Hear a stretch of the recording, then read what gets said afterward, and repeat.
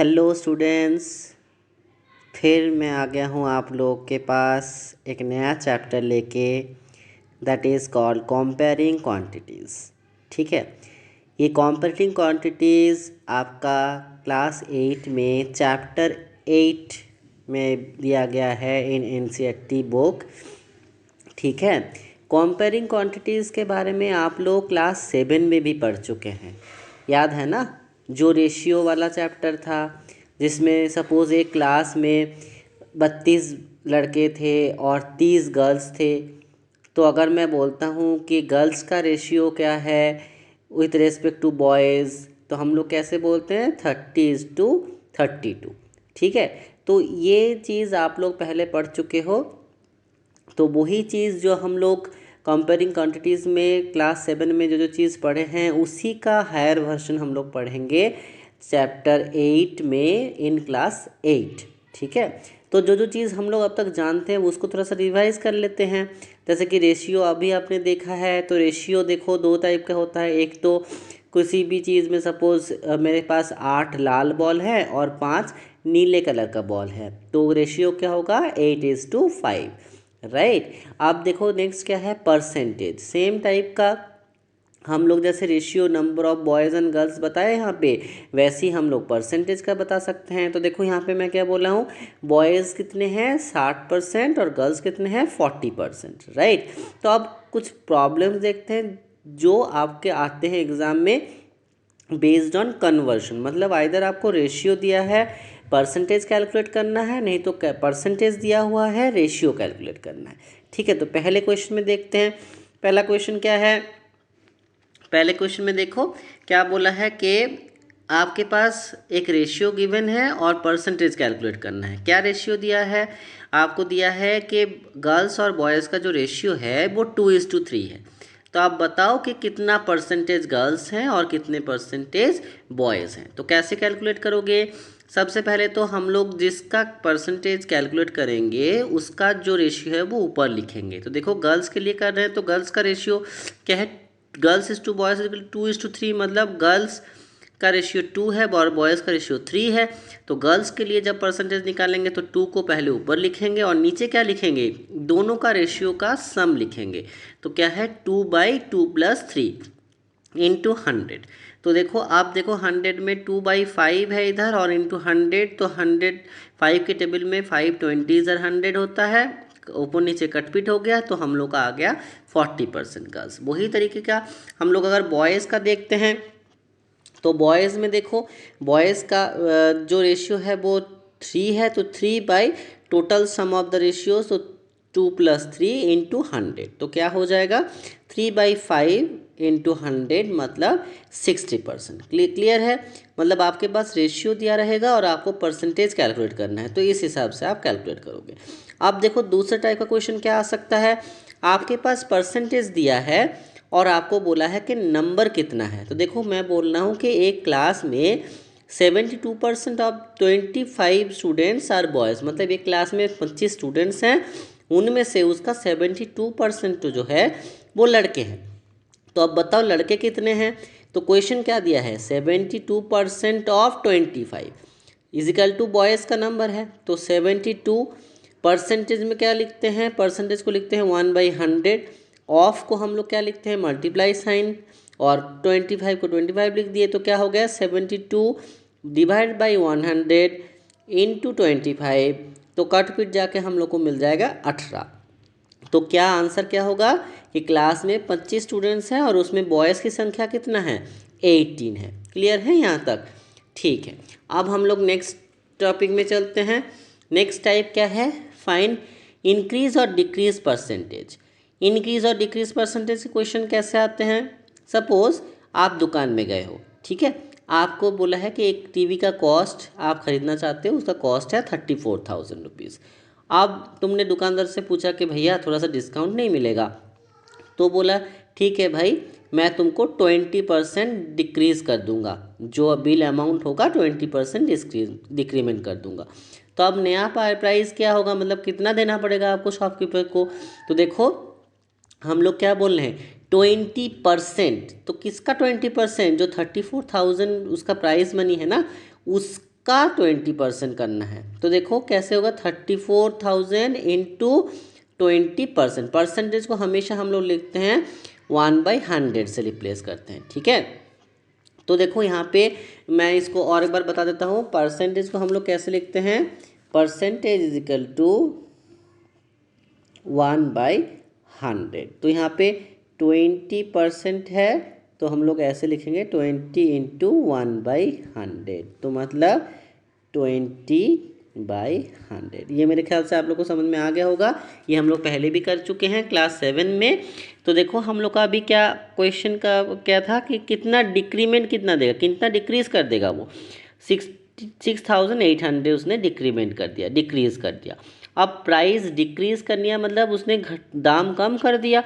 तो नया प्राइस क्या हो जाएगा, पहले क्या था 34,000, अब उसने 6,800 रुपीज़ दाम कर दिया, कम कर दिया। तो उसका नया प्राइस क्या हो जाएगा, 34,000 माइनस 6,800, तो 27,200।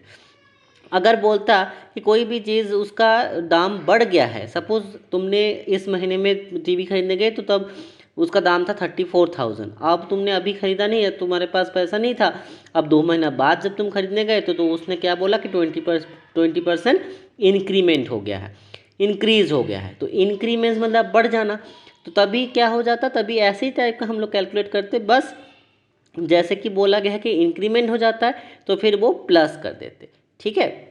तो ये मैंने लिखा दिया कि अगर इंक्रीज बोलते in question then we have to add, ये ध्यान रखना, डिक्रीमेंट बोला है, डिक्रीज बोला है तो घटाना है, इंक्रीमेंट बोलते हैं तो ऐड करना है। क्लियर है आप लोग को। नाउ नेक्स्ट टाइप 2 क्या है, फाइंडिंग डिस्काउंट। ये तो हम लोग कभी भी दुकान में जाते हैं तो हम लोग हमेशा डिस्काउंट की बात करते हैं। अभी हम लोग डिस्काउंट की बात कर रहे थे, डिक्रीज हो गए तो वो डिस्काउंट ही हो। तो ये डिस्काउंट का परसेंटेज वाले क्वेश्चन देखते हैं, क्या है। देखो एक मोबाइल खरीदने गए हो, ठीक है, अब मोबाइल का कॉस्ट है 8,000। अब तुमने बहुत बोला कि भैया थोड़ा कम करो, थोड़ा कम करो, तो उसने कम करके क्या दिया, शॉपकीपर ने तुमको बोला ठीक है जाओ तुमको 500 मैं डिस्काउंट कर दिया, तुम 500 रुपीज़ कम कर दो। तुमको कितना देना है, फिर 7,500 रुपये देना है। तो अब कितना परसेंटेज डिस्काउंट हुआ, तो कैसे निकालोगे, आपका discounted amount divide by total cost into 100। तो कितना डिस्काउंट किया था 500, और कितने में से किया था 8,000 में से। तो ये ध्यान रखना, जितना डिस्काउंट किया वो ऊपर आएगा और कितने में से डिस्काउंट किया वो नीचे आएगा, और उसको 100 से मल्टीप्लाई करो। 100 से मल्टीप्लाई क्यों करोगे, क्योंकि हम लोग को परसेंटेज निकालना है। कोई भी परसेंटेज अगर निकालते हैं कोई भी नंबर का तो हम लोग उसको 100 से मल्टीप्लाई करते हैं। तो ध्यान में हो जाएगा, क्लियर है आप लोग को, कि अगर हम लोग को बोलते हैं कि हम लोग को 400 रुपये डिस्काउंट मिला है और 7,000 प्राइस है, तो क्या होगा, डिस्काउंट कितना मिला है 400 रुपये और प्राइस कितना है 7,000, तो 400 डिवाइड बाई 7,000 इंटू 100। क्लियर है ऐसे क्वेश्चन। अब इसका और एक अलग टाइप देखते हैं, बोलते हैं कि 220 रुपये कॉस्ट है और छूट कितना मिल रहा है 20%। तो एक्चुअली अब नया दाम क्या है, आपका पुराना एक्चुअल कॉस्ट क्या है 220, और उसमें छूट बचत कितनी मिल रही है 20%। तो 220 का 20% देख लो, 220 into 20% is equal to 44 rupees. तो मतलब ओरिजिनल प्राइस क्या है 220 और डिस्काउंट कितना मिला है 44 रुपीज़। तो अब न्यू कॉस्ट क्या मिल गया 176। कैसे निकला, आपका 220 माइनस 44 तो हो गया 176। ये टाइप के क्वेश्चंस बहुत आते हैं फॉर फाइंडिंग डिस्काउंट। ओके, अब जाते हैं नेक्स्ट टाइप के ऊपर। आप देखो नेक्स्ट टाइप में हम लोग का क्या बोलते हैं, जैसे सेम डिस्काउंट वाले कुछ चीज़ होता है टैक्स या वैट। देखो हम लोग बोल रहे हैं कि एक कॉफ़ी शॉप में गए हैं तो उसमें एक कॉफ़ी जो हम लोग पी रहे हैं तो उसका दाम है 50 रुपीज़। अब उसमें टैक्स रहेगा 2% टैक्स रहेगा। अब टैक्स या वैट जो लगता है वो ओरिजिनल कॉस्ट प्राइस के साथ प्लस हो जाता है। ये हमेशा ध्यान रखना, क्योंकि हम लोग देखते हैं ना वो जीएसटी वगैरह आप लोग देखे होंगे बिल में जब पेमेंट करते हैं। तो सपोज़ आपने कोई होटल में गए हैं, खाना खाया है 1,000 रुपये का, पर पे करना पड़ता है 1,150, मतलब 1,150 आपको जमा करना पड़ा। तो मतलब 150 रुपये आपको एक्स्ट्रा देना पड़ा। कि एक्स्ट्रा रुपये किस लिए देना पड़ा, क्योंकि टैक्स लग गया। तो वही बात है जब टैक्स और वैट के वाले क्वेश्चंस आते हैं तो आप हमेशा ध्यान रखना कि उसमें हम लोग को ऐड करना पड़ता है, ठीक है। जैसे मैं बोल रहा हूँ कि 50 रुपीज़ कॉस्ट है एक कॉफ़ी का, और उसमें हम लोग क्या कर रहे हैं, हम लोग उसमें 2% उसका वैट या टैक्स है, तो हम लोग को अब एक्स्ट्रा कितना देना पड़ेगा, 50 × 2/100, तो मतलब 1 रुपीज़ एज टैक्स देना पड़ेगा। तो अब नया कॉस्ट क्या हो जाएगा, 50 + 1 51। क्लियर है। अब देखो, अब आता है टाइप 4 का प्रॉब्लम, और इसमें हम लोग, ये सबसे इम्पॉर्टेंट पार्ट है, इसमें हम लोग cost price, selling price, profit loss, ये सब के बारे में पढ़ेंगे। ये पहले मैं एक बार थोड़ा सा आप लोग को इसका थोड़ा सा आइडिया देता हूँ। ऑलरेडी आप लोग पिछले क्लास में ये सब पढ़ चुके हो, फिर भी मैं आपको थोड़ा सा रिवाइज करवा देता हूँ। कॉस्ट प्राइस मतलब, जैसे मैं एक दुकानदार हूँ, तो मैं पेन बेचता हूँ, तो मुझे तो कहीं से पेन खरीदना पड़ेगा ना। तो मैं सेलर हूँ, तो मैं सपोज़ हर पेन को 8 रुपये में ख़रीदता हूँ, ठीक है, और उसको मैं 10 रुपये में बेचता हूँ। तो ऑब्वियसली बात है, मैं बिज़नेस करने आया हूँ, तो मैं कुछ प्रॉफिट में ही बेचूंगा ना। तो 8 रुपये का चीज़ खरीद के मैं 10 रुपये में बेच रहा हूँ, तो मतलब मेरा प्रॉफिट हो रहा है। 8 रुपये का चीज़ अगर मैं 10 रुपये में बेचता हूँ, तो हर पेन में कितना प्रॉफिट हो रहा है, 2 रुपीज़ प्रॉफिट हो रहा है। पर अगर मैं 10 रुपये में ख़रीद के 9 रुपये में बेचता, कभी कभी हो जाती है ना कि बाज़ार मंदा चल रहा है, कस्टमर नहीं मिल रहे हैं, तो कभी कभी हम लोग को थोड़ा सा कम दाम में बेच देना पड़ता है। तो उस टाइम में 10 रुपये की चीज़ अगर मैं 9 रुपये में बेचूं, तो मेरा प्रॉफिट तो हो नहीं रहा है, तब वो मेरा नुकसान हो रहा है। तो नुकसान क्या होगा, आपका cost price minus selling price, तो हो गया आपका 1 रुपये। समझ में आया। तो ये चीज़ हमेशा ध्यान रखना कि प्रॉफिट कब होता है और लॉस कब होता है। प्रॉफिट तब होता है जब आपका cost price is less than selling price. Obviously बात है, सेलिंग प्राइस जब ज़्यादा होता है कॉस्ट प्राइस से, तब हम लोग को प्रॉफिट मिलता है, और अगर कॉस्ट प्राइस सेलिंग प्राइस से ज़्यादा होता है तो हम लोग को लॉस होता है। तो आपके इस चैप्टर में क्वेश्चन किसके ऊपर आते हैं, प्रॉफिट और लॉस के परसेंटेज के ऊपर। तो प्रॉफिट का परसेंटेज क्या होता है, profit divide by cost price into 100, और लॉस भी होता है loss divide by cost price into 100। ये चीज़ ध्यान रखना, दोनों के केस में बेस में हमेशा कॉस्ट प्राइस ही लेते हैं।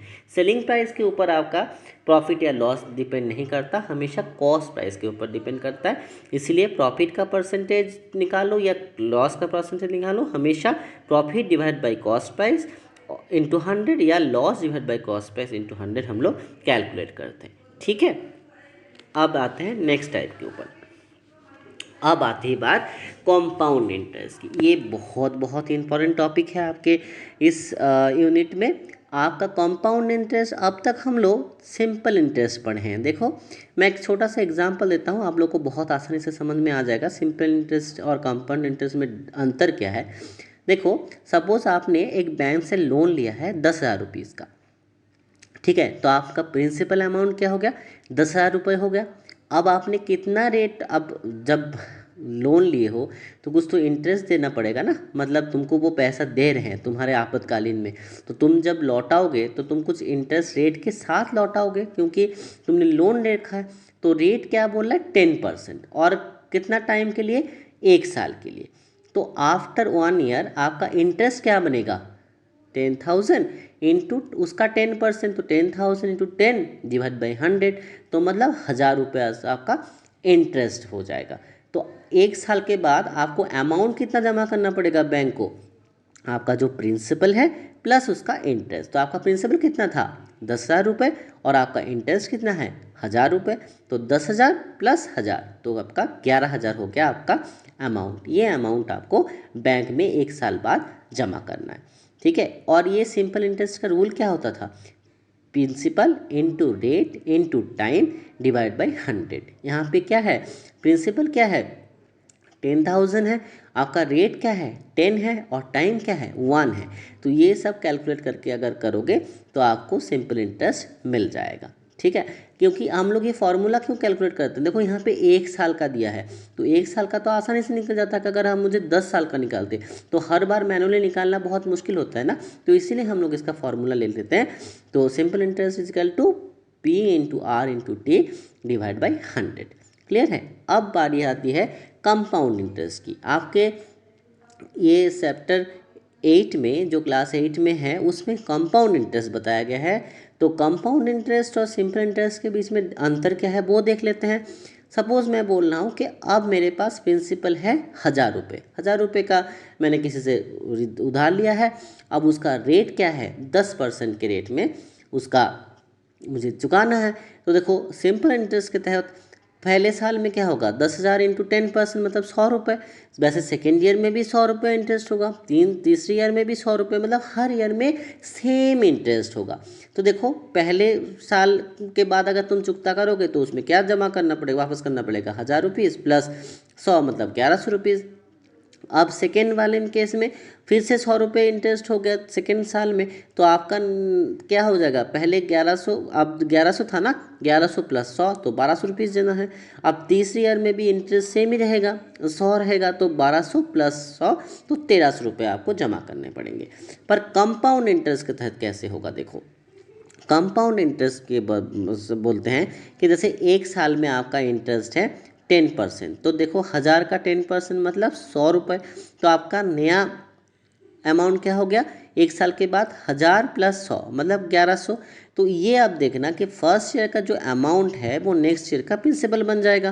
तो देखो अब 1100 के ऊपर 10% लेंगे, पहले क्या ले रहे थे, हमेशा 1000 का 10% ले रहे थे सिंपल इंटरेस्ट के केस में। बस कंपाउंड इंटरेस्ट में हर साल वो चेंज हो जाएगा, मतलब हर साल का जो नया अमाउंट बनेगा उस अमाउंट के ऊपर आपका इंटरेस्ट रहेगा। तो ये चीज़ आपको ध्यान देना है। तो देखो अब देखो 1100 रुपीज़ हो गया है, तो 1100 का 10% क्या होगा, 110 रुपीज़ होगा। तो अब देखो नया अमाउंट क्या बन जाएगा, 1100 प्लस 110 तो हो जाएगा 1210 रुपीज़। ठीक है, तो इस हिसाब से आपका नया अमाउंट चेंज हो जाएगा। ठीक है, तो आप देखो ये मैं 1 और 2 साल का कर रहा हूँ तो ये बहुत आसानी से हो जाता है। पर अगर मुझे बोल रहा था कंसेक्यूटिव 5 ईयर्स के लिए निकालना पड़ेगा कंपाउंड इंटरेस्ट या 4 ईयर्स के लिए निकालना पड़ेगा कंपाउंड इंटरेस्ट, तो उस केस के लिए हम लोग क्या करते हैं, हम लोग एक फार्मूला यूज़ करते हैं। तो अमाउंट का फार्मूला क्या होता है, प्रिंसिपल इंटू 1 प्लस